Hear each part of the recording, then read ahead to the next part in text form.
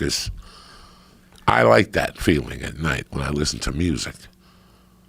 I'm a big music. Like one night I called you, like it was like October 3rd, and I was going to call you to tell you that I'd love to participate in Sober October, but because of my love for music, it's not going to happen. Because my thing is to go home at night, or sometimes I go to the office. Like I told you, my house is dead at 20 to 9. The kid goes to bed at fucking 8:30, and my wife's in bed 10 minutes later.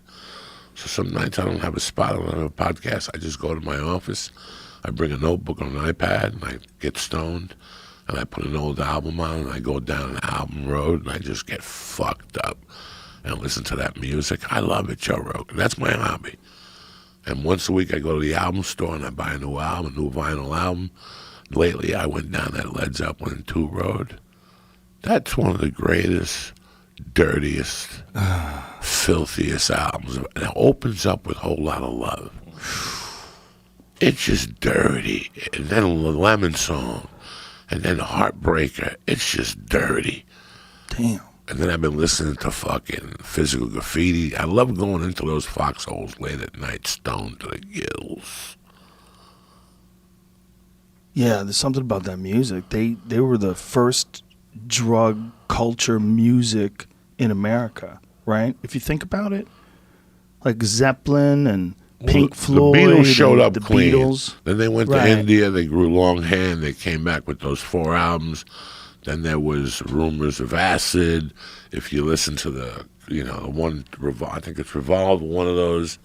John Lennon spreads acid, blah, blah, blah, and then that was it. I mean, there's a lot of musicians from that era that are great that aren't associated with drugs. But if you think of Hendrix, Hendrix was always associated with drugs, right? Janis Joplin, always associated with drugs.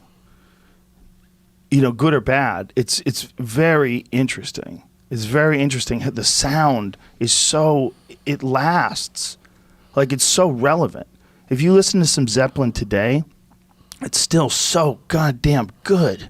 They were so good. So good. They were so good. There's a song on Zeppelin 2 called Bring It On Home at the end.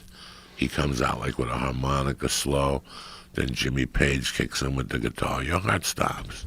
Yeah. Like your heart stops. Like do I jump out a window? Like Led Zeppelin 2, there's a couple albums I got in that office that I put on that are such a part of my childhood. Like, I think about my mom coming in the room yelling, lower that fucking devil music. You know what I'm saying? Like, buy esa música, cojones. And I would blast it at fucking 6 in the morning. The neighbors next door were Jehovah's Witnesses. And he would knock on my door, you have to please lower your music. I never lowered it. At that age, I had a Fisher stereo. Okay? And I already knew not to get components. Like, I was already hip. Like, I never bought the album with the 8-track and the cassette. Fuck you. I bought an amp, and I bought a cassette deck, and I had a turntable. And I would fucking blast it. I don't know where I got the speakers from. I bought them. They fell off a truck. I love music loud. I store them every time, till this day, every time Led Zeppelin's final album comes out, In Through the Outdoor comes on the radio or something, I think of my mother banging on the door freshman year going, if I got to knock on this door one more time, I'm throwing that stereo out the window. Like 7 in the morning, I had it at full fucking speed, rolling a joint, getting ready to walk up the hill, smoking a joint. I wouldn't smoke at the house, nothing like that. She had no idea. Were you playing albums with a record player? Yeah. Fuck it. I still do it. Did you have a good needle? Remember you would go over dudes' houses, they had a special needle. Where'd you get that needle? I just went and got new needles. I had to order them online. Do you remember that, though? Like, fuck you'd be yeah. impressed if a guy had like a fucking cool-looking needle.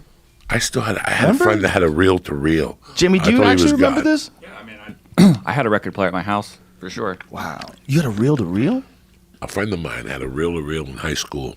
Oh, my God. And the sound, he bought the speakers and everything, and the sound, you could hear like the musician pulling away from the microphone. Like, his sound was that good. So when he's playing this reel-to-reel, he's got like a projector screen type deal? No, he would have sound. He had a room like this, and he had a shelf, and on the shelf he had speakers, and he had a reel-to-reel.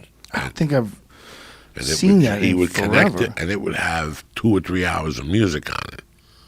So whenever he would have a party, he would just put on the reel-to-reel. Wow. At that time, that was the threat, that it's going to reel-to-reel. What does that look like? That's what I'm talking what about. it It looks looked like a projector, right? It's going to reel-to-reel. That's Fuck. the new threat. That's crazy. That never made it. Then it went from albums to cassettes to fucking CDs. So if you put something through that, you would have to kind of like do it like you were working in a projection room. You take the Yeah, it's just film magnetic tape. from one of them, and It works almost. It's just really large cassette tape player. I just Exact forget same how thing. he put the music on there. I forget how he put the music on there. could you buy music on it? I think so at that There's a time. record button on this too. It looks like so you could have recorded something on there if you had a cable to plug it in.